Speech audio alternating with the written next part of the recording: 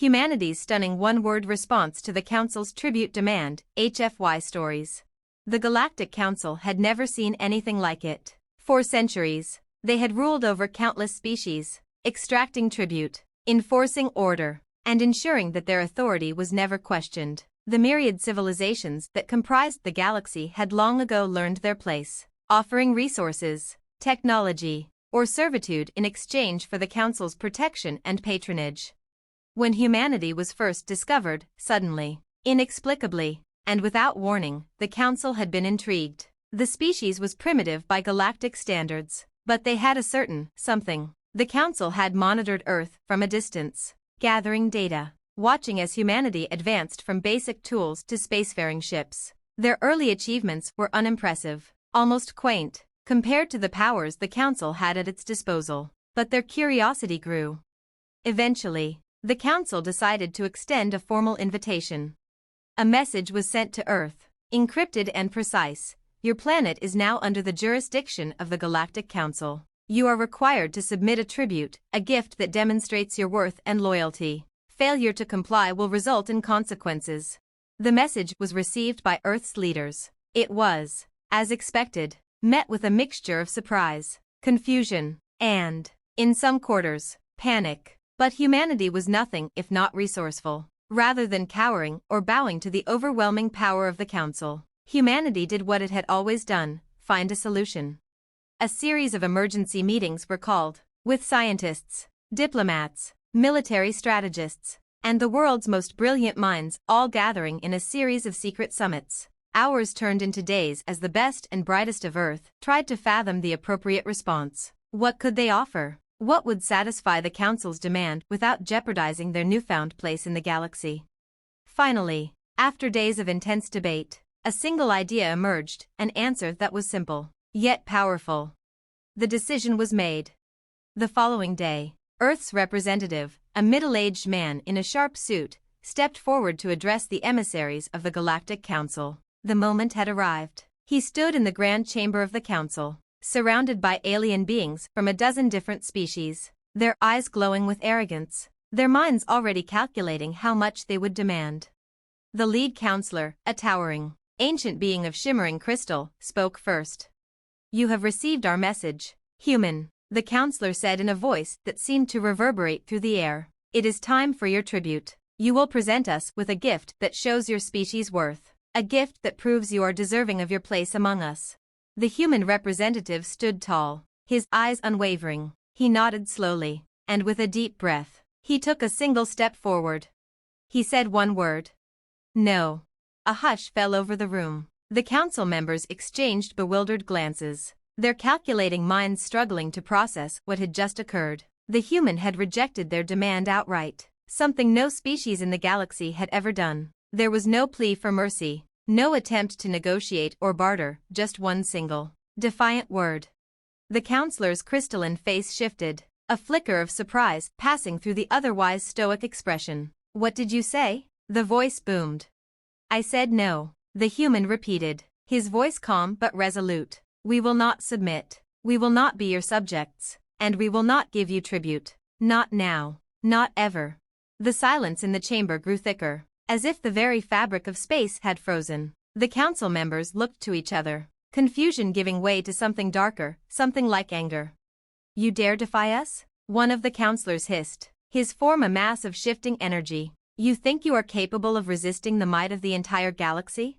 "We do," the human replied, his voice gaining strength. "Because you don't understand us. You've never understood humanity. We aren't like any species you've ever encountered. We don't bow to threats. We don't kneel to power. We fight, we adapt, and we survive, no matter what." The council's anger grew palpable, the air around them crackling with energy, but they hesitated. They had never faced anything like this before. Other species had bent, had given in to fear, had surrendered their autonomy for the sake of survival. But humanity? Humanity had chosen to stand. For a long moment, the room was still. Then, the counselor spoke again, though his tone was different now, less assured, less authoritative. "We will consider your response," he said, a note of uncertainty creeping into his voice. "But do not think this is over. You cannot simply reject the will of the Galactic Council without consequences. The human representative stood firm. Then we'll face those consequences. But know this, humanity doesn't fear you. We've faced extinction, war, and catastrophe for millennia, and we've always come out the other side. You will have to destroy us to defeat us, and that is something no one, not even the Galactic Council, has ever been able to do. And with that, the human turned and left the chamber, his footsteps echoing in the stunned silence. The council deliberated for hours. They discussed strategies, threats, and the sheer audacity of humanity's response. They were powerful, yes, but this species was different. There was something about the way they spoke, the way they refused to be intimidated, that unsettled them in a way no other species had. In the end, the council made an unprecedented decision. They would leave humanity alone. The tribute demand was quietly rescinded, and humanity's place in the galaxy was solidified on their own terms, not as subjects of the council, but as equals. Humanity's stunning one-word response had not only stunned the galaxy, it had reshaped the balance of power, reminding the galaxy that sometimes, the strongest weapon a species can wield is its refusal to surrender. And the galaxy would never forget it. HFY Stories. Humanity's Unlikely Alliance, HFY Stories. In the wake of the Galactic Council's stunning retreat, Earth's leaders found themselves facing a new challenge, the sudden interest of other, lesser-known alien factions. Some viewed humanity's defiance as a sign of strength, others as a challenge to their own power. The universal law of the galaxy was simple: strength ruled, and humanity's bold stand had thrown that law into disarray. On Earth, governments scrambled to figure out what came next. No one had ever expected that a simple refusal to bow to the Council would cause such a ripple across the galaxy. Meanwhile, Earth's scientists, engineers, and diplomats started to develop new technologies at an unprecedented rate, eager to prove that humanity wasn't just a force of will, but a force of intellect and innovation.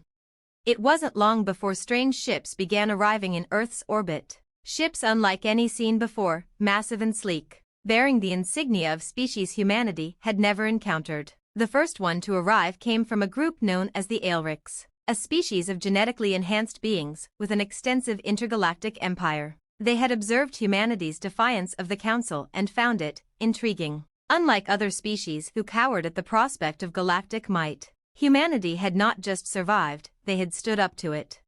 A message was sent to Earth's leaders, inviting them to a meeting. Despite the centuries of distrust between different species, a strange feeling of unity was starting to form. The Aelrics knew something that the rest of the galaxy didn't: humanity could be a powerful ally.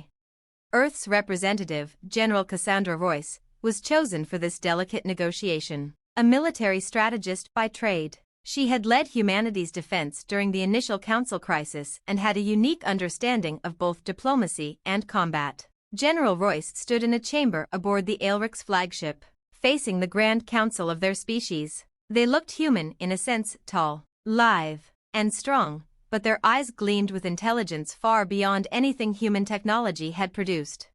The lead Aelrics, a regal-looking being named Verith, spoke first. General Royce, humanity's defiance has not gone unnoticed. Few species in the galaxy would have dared to stand against the Council. For that, we extend our admiration. Thank you, Verith, Royce said, standing tall. But we're not here to admire one another. We're here to figure out where we go from here. Verith tilted his head slightly, intrigued by her bluntness. You are direct, General. That is refreshing. There is much we could offer you. In terms of technology, resources, even protection, the Aelrics could be of great help to your people. Royce looked him in the eye. And what would you want in return? The room went silent. The Aelrics were known for being calculating, for demanding high prices in exchange for their support. But this time, the offer was different. Verith leaned forward, his piercing eyes studying her as if trying to figure out what kind of human he was dealing with. What we want, General, is simple. We want your alliance. We want to see if humanity can rise to the challenge of galactic politics. As you did with the Council, we believe that together, we can reshape the future of the galaxy.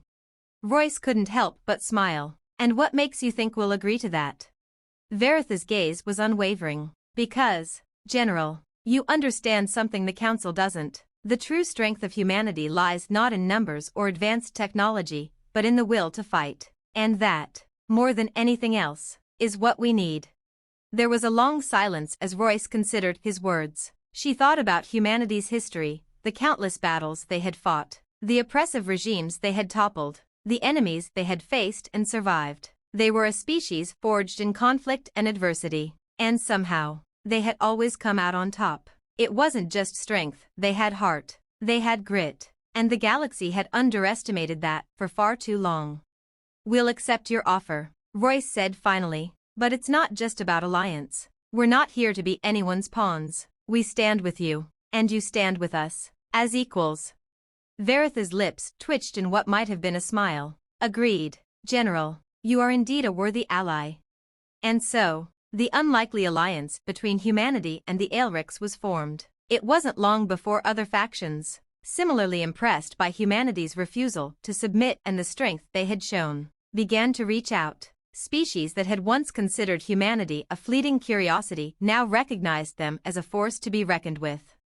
As the days passed, humanity's influence began to grow. More and more species turned to Earth for guidance, for leadership, and humanity didn't shy away. They weren't the most powerful in terms of resources or technology, but they were something more, something that the galaxy had never seen before.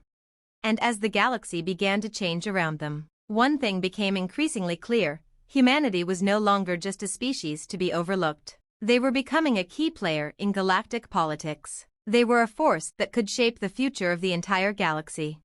In the end, humanity's most unexpected weapon wasn't their technology or their military strength, it was the simple, unyielding resolve to never be anything less than themselves. And the galaxy was learning the hard way that underestimating humanity was a mistake they would not soon make again. HFY Stories.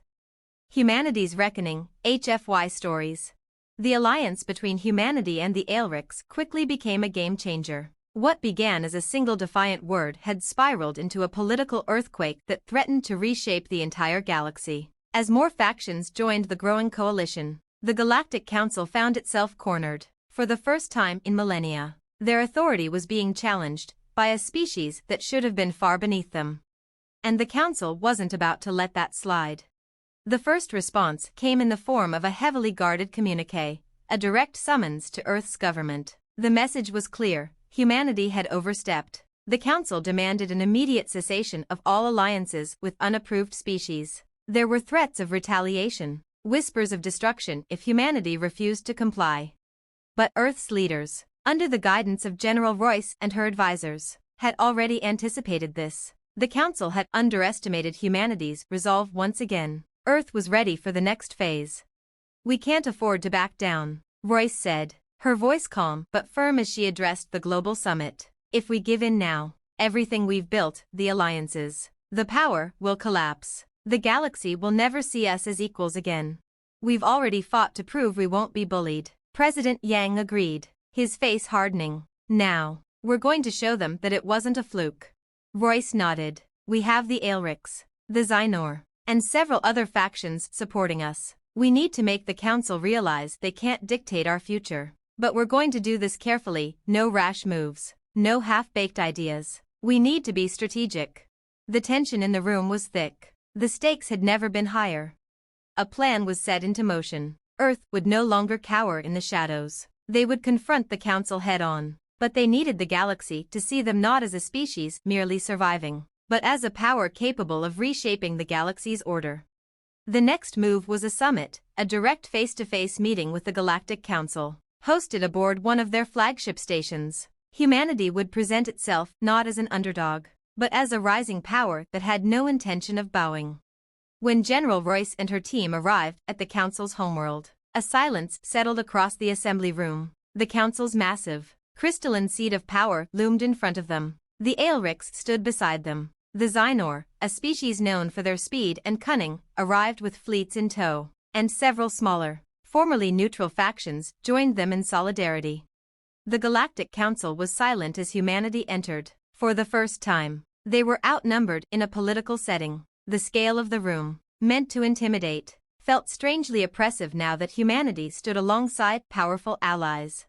Counselor Thaler, the same crystal-like being who had dismissed humanity's defiant answer months before, spoke first. His voice boomed across the chamber. Humanity, you continue to defy the natural order of the galaxy. You reject our rule, disrupt our plans, and bring your reckless allies to our doorstep. What is it that you want, humans?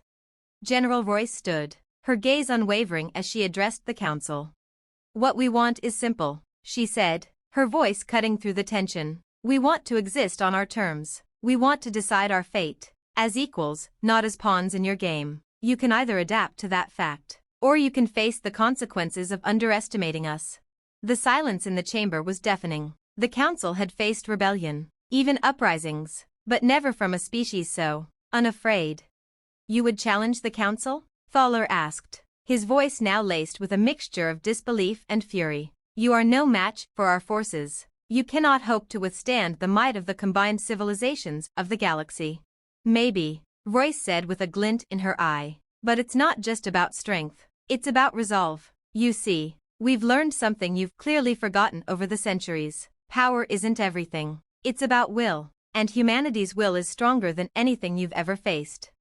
The Aelric's leader, Varith, stepped forward, his voice as smooth as silk. General Royce speaks the truth. Your fleets are vast. Your technology is advanced. But you have forgotten what drives species to true greatness, the unrelenting will to stand, no matter the odds. And that is something humanity has in abundance.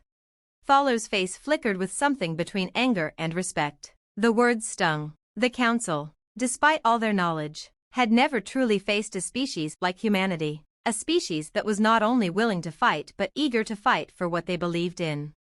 Royce continued, her voice ringing with authority. We've faced extinction. We've fought wars. We've risen from the ashes every time you thought we were down for good. And we've learned one thing that the council will never understand. You can break our bones, tear our cities apart, but you cannot break our spirit. Another voice, this time from a distant star system, spoke up, a representative from the Trenic, a warrior species who had long viewed humanity's defiance with admiration. The human spirit is an unyielding force, they said. Perhaps it is time for the council to learn that strength isn't defined by fleets of ships or the number of worlds you control. It's defined by the heart of those who refuse to surrender. The words hit the council hard. They had underestimated humanity, thinking their technology and sheer numbers would intimidate the young species. But now, humanity wasn't just defending itself, it was leading the charge for a new era. Thaler's expression darkened. You have chosen your path, humans, he said slowly. And now, you must face the consequences. Royce stood tall, unflinching. We'll face whatever comes, but know this, humanity won't be bowing to anyone. Not the council, not any empire, not ever. With that, the delegates from the Aelrics, Xehanort, and the other allied species turned their attention to the council, making it clear, the galaxy was no longer theirs to control. That day, the galaxy shifted. The council, faced with a united front led by humanity, could no longer hold its dominance. A new balance of power was emerging, one in which humanity would not just survive but thrive. And across the galaxy, other species began to question the status quo. If humanity could stand tall against the greatest force in the galaxy, what could they do? What could anyone do? Humanity's reckoning had come, not with fleets or war, but with the unyielding force of their will. HFY Stories. Humanity's Legacy, HFY Stories. In the aftermath of humanity's bold stand against the Galactic Council, the galaxy was never quite the same. The once feared institution was no longer the unchallenged ruler of the stars. No longer were species forced into submission through fear or manipulation. The fragile alliances that had formed around humanity's resolve began to solidify into something far more powerful, a new order. One where strength wasn't measured by the size of one's fleet, but by the size of one's heart. The council, now fractured and humiliated, attempted to regroup, but they found themselves undermined at every turn. Even the most loyal factions began to question their leaders' decisions. The galaxy was shifting, and it was clear that humanity had played a central role in that change. General Royce stood at the helm of Earth's military command center, reviewing the latest reports from their allies. Humanity had earned its place among the stars, not by meek submission, but by showing the galaxy that they had the strength to lead and defend not just themselves, but others who wished to stand beside them. And now, humanity's influence reached beyond its own species, a quiet but powerful beacon of hope for those who had long been oppressed by the Council's rule. "It's strange," Royce muttered as she reviewed the data. "To think that only a few months ago, we were the ones worrying about being crushed under the weight of the Council's demands." Her second-in-command, Lieutenant Harris, chuckled from across the room. "Yeah, now they're the ones scrambling to figure out what happened." "True," she said, leaning back in her chair, "but this is only the beginning. We've managed to turn the tide, but now we have to figure out how to hold this position. It's not enough to just have the will to fight, we need to show the galaxy what we stand for, and that will take time." "That's the easy part," Harris responded. "The hard part is dealing with all the new allies we've picked up. No one trusts us yet. They're just waiting to see if we'll keep our word." Royce nodded. He was right. The galaxy had watched humanity's rise with skepticism, and many still saw them as unpredictable at best. Humanity had proved their strength in a crisis, but now they needed to prove their ability to lead with integrity. Back on Earth, a new era of diplomacy was unfolding. For the first time, humanity's leaders weren't simply negotiating to survive, they were negotiating to shape the future of the galaxy. Humanity's position as a neutral force had made them a coveted ally, and even the most hardened species, once known for their brutality and unyielding pride, were now willing to listen to Earth's counsel. In a grand ceremony held on Earth's soil, the leaders of the allied species gathered to officially recognize humanity's leadership. The event was broadcast across the galaxy, a momentous occasion that marked the birth of a new era. General Royce stood before an audience of the galaxy's most powerful figures. The Aelrics, the Xynor, and representatives from dozens of other species were present, some still skeptical, others eager to join humanity's cause. The stage was set, and Royce felt the weight of the moment press against her chest. "We stand here today," she began, her voice steady, "not as conquerors, but as equals. Our planet, our people, and our future are no longer up for the taking. But we are not alone. We have allies, and we have a vision for a galaxy where no one species holds dominion over the rest." She paused, letting the weight of her words sink in. "We have fought to get here, to stand alongside you, as partners and as friends. And while humanity's journey has been long and fraught with struggle, it has also taught us one thing, that we are stronger when we stand together, united in purpose and in spirit." A ripple of approval spread across the assembly, but Royce wasn't finished.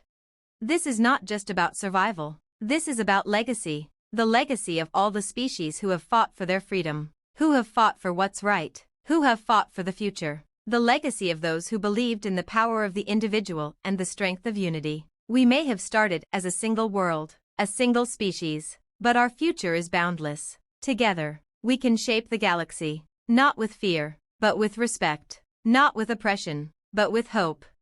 The room was silent for a moment, and then, slowly, the applause began. It wasn't loud or forced. It was genuine, a quiet acknowledgement of what humanity had accomplished and what it could accomplish in the future. Months passed, and the alliances continued to strengthen. The Council, now fractured into factions, was a shadow of its former self. Humanity's resolve had inspired the galaxy, and the ripple effect continued. The once powerful factions of the galaxy began to change their ways. Some even abandoned their militaristic, oppressive tendencies, inspired by the strength of a species that refused to bend. But humanity's success wasn't just about military power or political maneuvering, it was about their ability to inspire. The story of their defiance, their ability to stand tall against the odds, became a legend that spread through the stars. Humanity's tale became one of hope and resilience. And in every corner of the galaxy, species that had once lived in fear now saw a glimmer of possibility. It wasn't perfect. There were still challenges ahead, still forces that wished to see humanity fall, still ancient rivalries and wounds to be healed. But for the first time, the galaxy wasn't divided by the Council's control, it was united in the idea that the future could be better, and that no one was too small, too weak, or too insignificant to shape it. And as General Royce stood before the new Galactic Assembly, a message from Earth echoing across the stars, she knew one thing for certain. Humanity's legacy wasn't just about survival, It was about forging a future where strength was measured by the courage to stand for what was right, and the conviction to never back down. HFY Stories. Humanity's Dawn of a New Era, HFY Stories. The galaxy, once divided by centuries of fear and manipulation, had begun to heal, and it all started with humanity's defiant stand. After months of tense diplomacy and strategic moves, Earth had transformed from a struggling, overlooked species to the heart of an intergalactic coalition. The Galactic Council, splintered and weakened, was no longer a dominating force, and the once crippling fear of their wrath had turned into the faintest echo of a forgotten past. Humanity had led the charge for something better, a new galaxy built on the foundations of respect, cooperation, and the unyielding belief that every species had the right to shape its own destiny.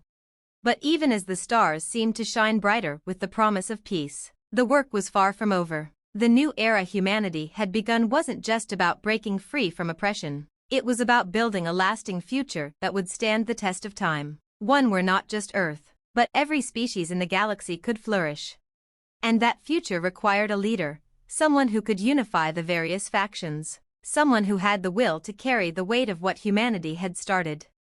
General Cassandra Royce had become a symbol. Her name was spoken with reverence in the Galactic Council chambers, and her presence was a beacon of hope for the millions of beings who had long been subjugated by the powerful. Under her leadership, humanity had proven itself capable of much more than simply surviving. They had shown the galaxy that they were ready to lead. But even Royce, with her years of military experience and sharp strategic mind, knew that leadership in this new era would require something more than just strength. It would require vision.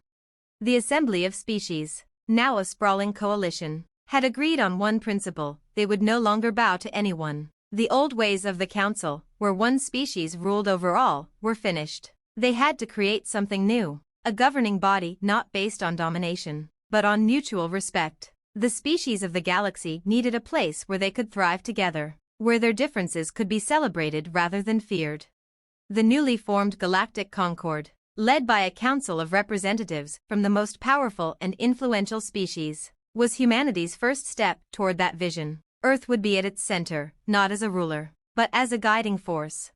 "We've come a long way," President Yang said, his voice a mix of pride and concern as he sat across from Royce in the war room, now restructured as a diplomatic hub. But the real challenge lies ahead. The Council's fall may have fractured the galaxy, but there's still so much rebuilding to do. We're not just talking about politics. We're talking about systems, trade, security, the integration of new species. It's a lot to manage.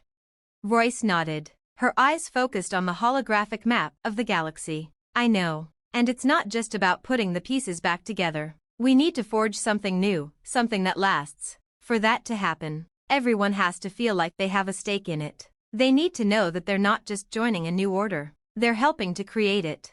"But what if we can't hold them together?" Young asked, leaning forward. "What if the factions start squabbling over territory, resources? The Aelrics, the Xynor, they've been allies, but they've also been rivals for centuries, and there are more species out there that we don't even know yet. How do we keep it from falling apart?"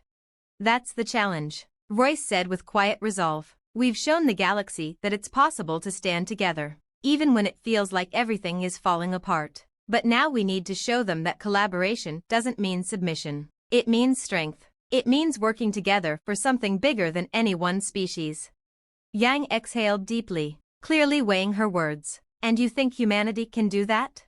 Royce's gaze was steady. "Humanity doesn't just survive. We adapt, we grow, and we lead. But we don't do it alone. If we're going to succeed, every species has to know that their voice matters. That's the heart of the new era. No more empires, no more rulers, just equals."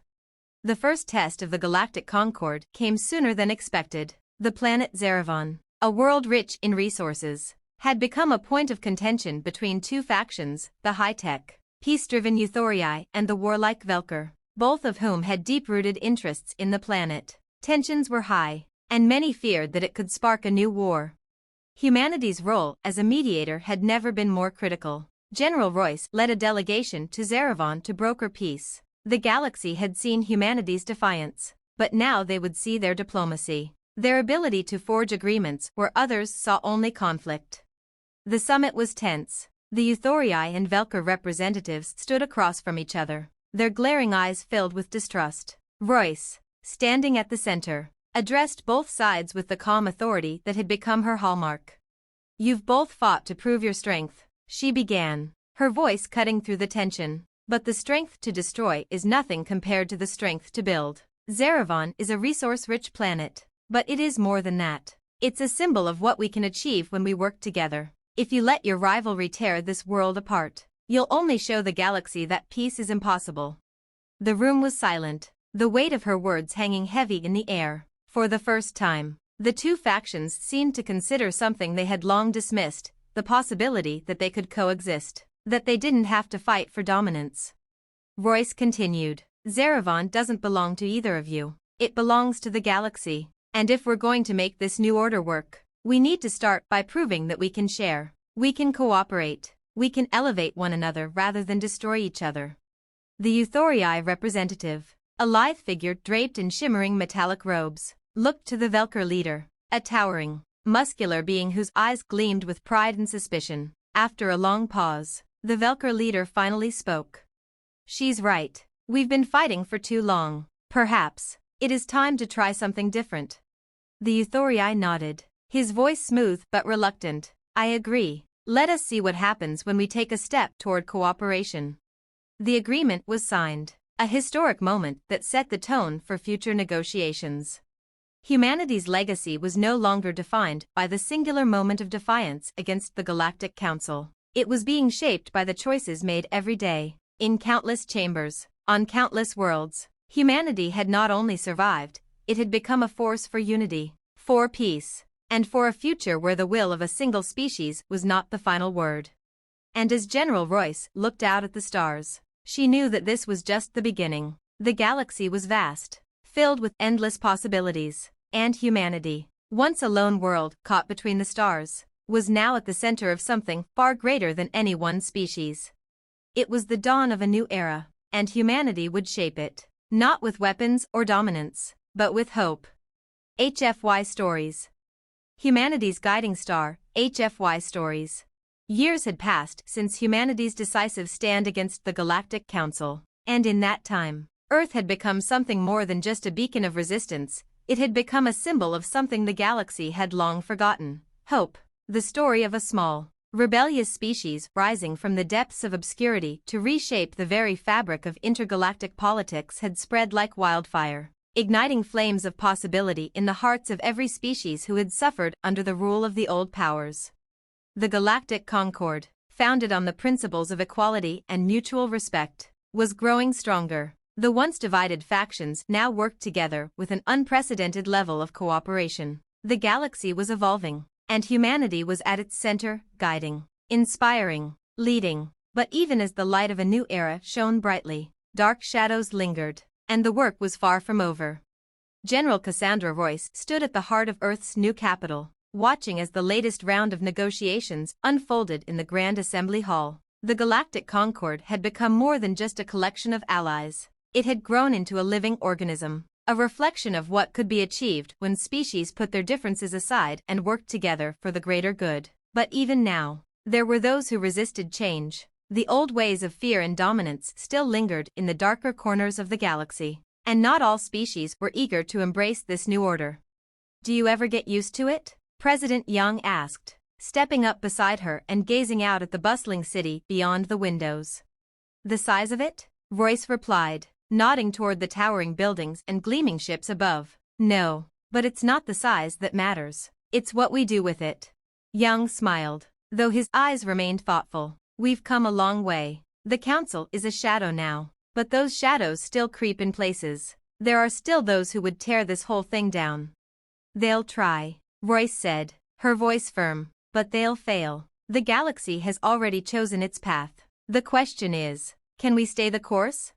"Sometimes, it feels like we're leading by example," Young mused. "We fought for this, but now we have to make sure it doesn't crumble. The others are watching us, waiting for us to stumble. One wrong move, and they'll find an excuse to fracture everything we've built."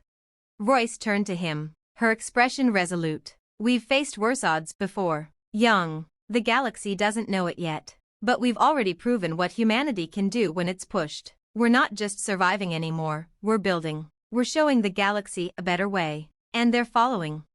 In the assembly hall, the representatives of the Galactic Concord convened once again, each species bringing their own unique perspectives and concerns to the table. The mood was tense. The latest crisis threatened the stability of the fledgling Concord. A newly discovered species, the Zyran, had made their presence known. Their technological advancements were far beyond anything humanity had developed so far, and they had been quick to offer their assistance in reshaping the galaxy. But there was a catch. The Zyran demanded that certain systems be reorganized to their specifications, and their methods were not exactly in line with the spirit of the Concord.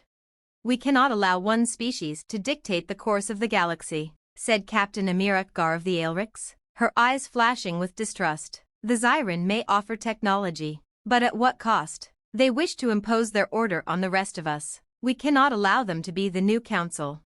"We've been here before," Royce said, standing before the assembly. "History has shown us the dangers of centralized power. No one species should hold sway over the galaxy. Not the Zyran. Not the old council. Not anyone. The Galactic Concord was founded on equality, and that's the way it has to stay."